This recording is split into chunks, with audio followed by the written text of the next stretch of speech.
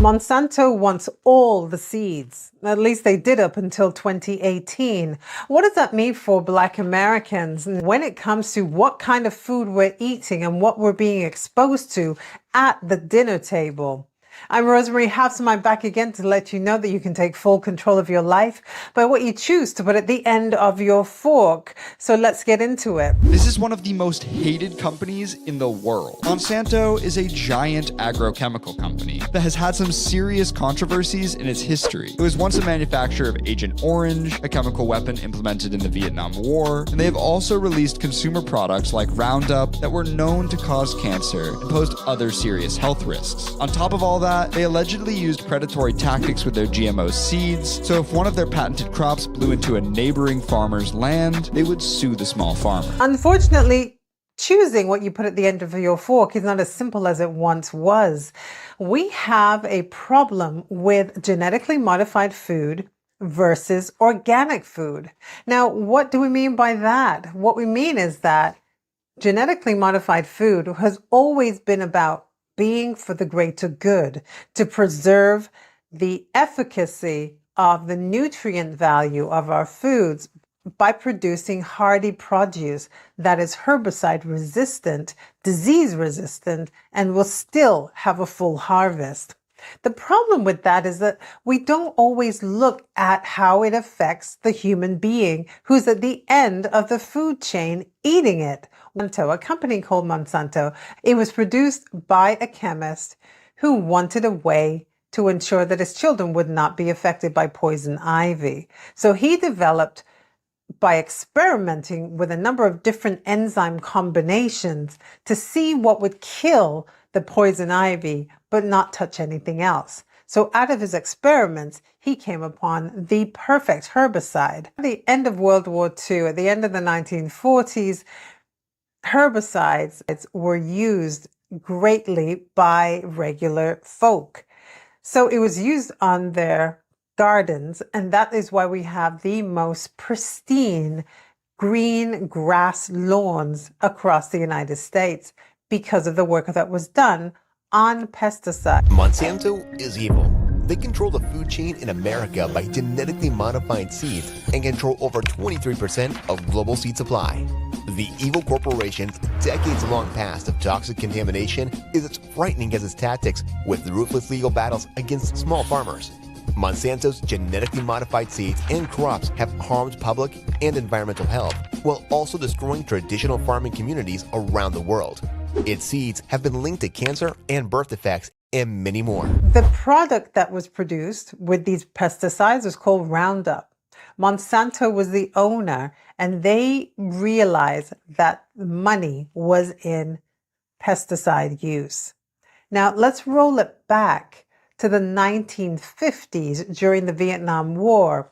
Not only did this particular chemical get rid of weeds and other fungus, but there were some human outtakes as well that produced some very disturbing side effects. Monsanto was producing a chemical that was used to kill off just about everything. Now, unfortunately, non-Hodgkin's lymphoma was affecting farmers who were using glyphosate, which Monsanto had patented, that could be used to kill every kind of weed to protect crops. So it was revealed that overexposure to glyphosate to the probability of cancer, and specifically non-Hodgkin's lymphoma. Now, of course, Monsanto did not want to be responsible for that, so they then, in 2018, sold to Bayer, the pharmaceutical giant from Germany. Before the merger happened with Bayer Monsanto, we had the fallout of all of the people that were overexposed to glyphosate and were now having to live with non-Hodgkin's lymphoma. The problem with Monsanto and owning seeds is directly related to their chemistry work, their chemical work that was in production before they became pesticides or herbicide specialists. In the late 1940s, after there was the primitive version of glyphosate was discovered, Monsanto knew that this was a great opportunity because it was a $10 million industry and Monsanto wanted in. When they were able to, but they had to go through 9 years of experimenting to fine tune what would become glyphosate when it came to crops. The only problem was with all of the other iterations, earlier iterations, the product was killing both good and bad plants. And so in order to tailor it, how to ensure that the seeds would be resistant to Roundup without it affecting the bottom line, because Monsanto was making billions of dollars. Was that Monsanto realized we have to do something with the seeds, because we cannot be producing this amazing herbicide that's killing everything, and then we have seeds that are not able to withstand the spraying of this pesticide. So they came up with the idea of producing herbicide-resistant seeds.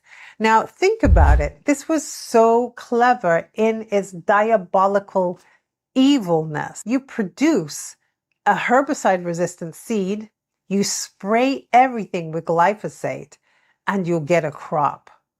Imagine how much power you could have to control how many crops were harvested a year by having seeds that could withstand the chemical onslaught of Roundup and glyphosate. So that's what Monsanto did. So they infiltrated every seed-bearing producer to say that this was, number one, we have the best pesticides that you can use to protect your crops. The only problem is that when other farmers, neighboring farmers who did not agree to use the Monsanto pesticide, they would have damages from their other neighbors who did use Monsanto pesticides, and it affected the non-compliant farmers. The non-compliant farmers' crops were affected negatively by the Monsanto poisoning of fields and overuse of pesticides. This led to a murder in 2013 because farmers were pitted one against the other by Monsanto, because Monsanto wanted to be able to control all of the seeds so that they could maximize their bottom line, their gains from not only the pesticides, but from the crops and the seeds. If you can control the seeds, you can control the world. Think about it. Bill Gates, yes, I know he's in this somewhere again. He may not have outrightly been owning Monsanto, but he joined forces with Monsanto. He also invested in Monsanto and benefited from the work of Monsanto. Now, Bill Gates himself allegedly has collected almost 270,000 acres of farmland in the United States. And there's a big question mark as to why he's doing that. Some people speculate that he too wants to be able to control the market share of food in the food basket of the United States. That's left to be seen. But the fact still remains that Bill Gates owns a substantial amount of farmland. And it's left to be seen what he's going to do with that. But many people are speculating that it's probably not anything good. But then again, that's speculation, and that's allegedly what Bill Gates is planning to do. We don't know. Monsanto seeds. Monsanto now had to have run a campaign to threaten farmers to use their seeds. Now, of course, they would then have to agree to use the pesticide and then be forced to only use the seeds that Monsanto agreed with could be used and deemed as the right kind of seeds to be used. Now, this is alleged, but many sources say that it's actually true. Monsanto created a seed with a Terminator gene in it so that it could only produce one harvest. Monsanto, who wants to own the seeds, you've got Monsanto who's created the pesticides, and where's the fallout? The fallout is that it created an environment of paranoia between farmers. It kind of sounds like something that happened during a certain lockdown not too long ago, when neighbors were pitted against neighbors to snitch on one another if they thought that somebody was doing something outside of the regulations for the lockdown. In this case, farmers were not only encouraged to expose the names and places of other farmers who were not using Monsanto approved seeds and Monsanto approved pesticides, but specifically, farmers had their names exposed on radio stations because Monsanto was such a giant in their field. Their pockets were so deep that they could approach radio stations and make people think at the radio station that this was a good thing that they were doing because they were exposing supposedly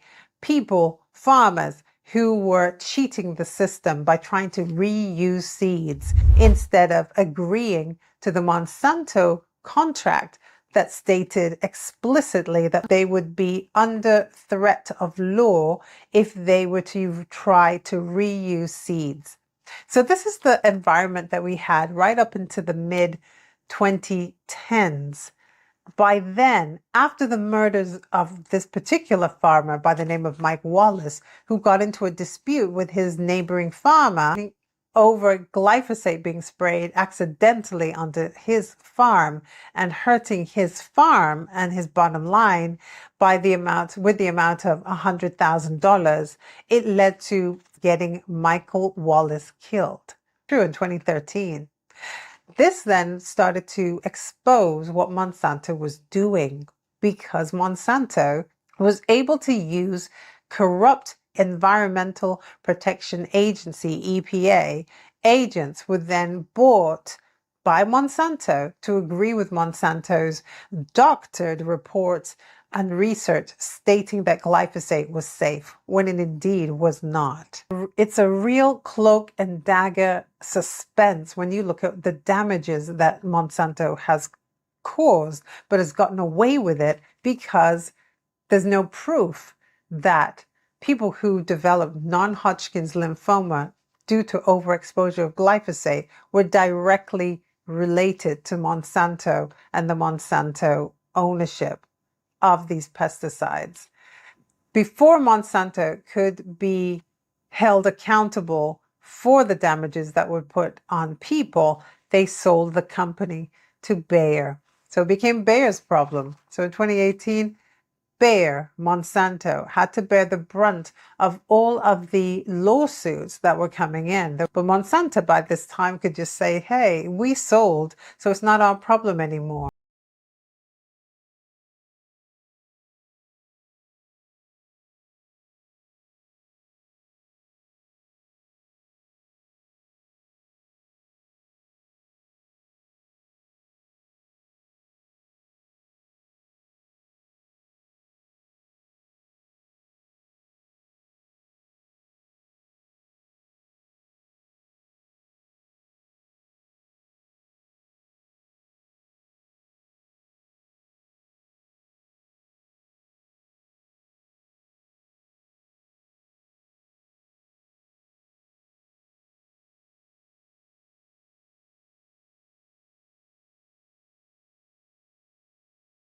Executives of Monsanto got golden parachutes and incredibly obscene amounts of bonus dollars as they left the world in peril. This is the same Monsanto that then decided that they wanted to get into the herbicide business. Then they decided that they wanted to create a herbicide-resistant seed, and therefore all farmers would have to use it. So by a series of shakedowns, intimidation, coercion, blackmail, and outright threats, Monsanto was able to convince the majority of farmers to use their seeds, their approved seeds, under the threat of law if they didn't comply. There's something to be said about what we eat and how it affects our bodies. What we are seeing from research is that glyphosate and other pesticides and genetically modified food is affecting men's seed, men's ability to have children, the testosterone levels, although some say that the testosterone levels and GMO food are not necessarily connected, but there is evidence that would support otherwise. Black men in America are more vulnerable to altered foods because of how it affects their body. Their hormones are disrupted. And when you have hormones disrupted, that not only affects your level of testosterone, which lowers it significantly, but it also affects how the rest of the body works. And that would include the prostate as well. Think about it. If your body is being hormonally changed and disrupted by the genetically modified food, remember, genetically modified food affects the genetics of the plant. If you then eat that altered genetics of the plant, what is that doing to you and how is that altering you? These are the questions that we need to look at because it is affecting the fertility rate. It's affecting the health and wellness of Black people in the United States. When it comes to Black women, the fertility, especially in IVF, women who are attempting to get pregnant and were having a harder time becoming pregnant because of hormone disruptor foods and chemicals that are added to our everyday foods. Monsanto did more than just create a Terminator seed and a genetically modified crops and one of the most effective pesticides, or called glyphosate.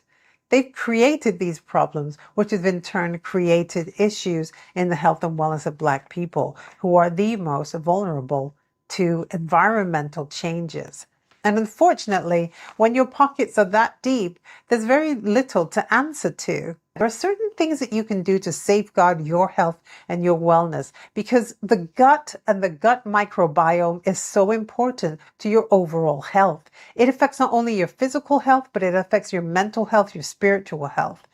If the gut biome is not balanced, that leaves us open to all manner of ill health. Eat clean food, as clean as you can. Choose organic if possible over genetically modified. If you cannot find that, then clean your fruits and vegetables as best as possible. Now, it's very interesting that it's recommended that we peel our fruits and vegetables to avoid pesticides, but guess where most of the nutrients lie? That's right, in the peel or just beneath the peel. So we need to be eating our fruits and vegetables and eating them in their wholeness in order to safeguard our mental health, our physical health, and our spiritual health. So what do you think of Monsanto and their herbicide-resistant seeds? Well, don't forget to like, share, and subscribe to this channel. And also remember that I too have a YouTube channel that's spelled Havsom, that's spelled H-A-V for Victor, S-O-M for mother. So until next time,